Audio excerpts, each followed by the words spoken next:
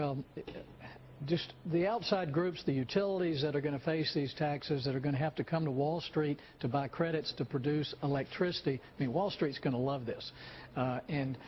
They know what it's going to do to electricity prices, and they have to pass it on. And Obama's saying, oh, we'll give subsidies to different groups. It's going to be a huge mess.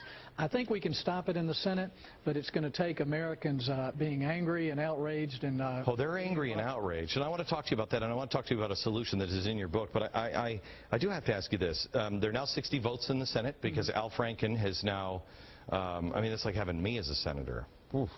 You're much more serious than so you have now Al Franken in there. You have this serious progressive arm in the Senate. How are you going to be able to stop it? Well, we've seen with several big pieces of legislation that we were able to recruit the American people to change the minds of senators. And that's what it's going to take. We need constituents of particularly Democrat senators to call and email.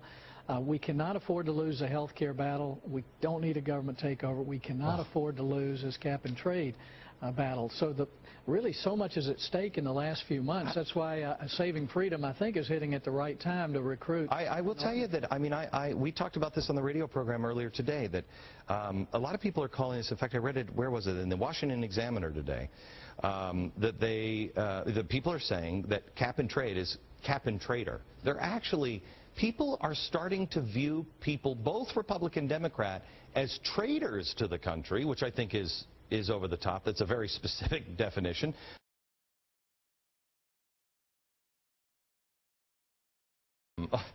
These are the people, by the way, at the bottom. These are all the Republicans that voted for this thing. I mean, if you have, really, Kevin, if you have a Republican that is voting for this kind of government, what is the point?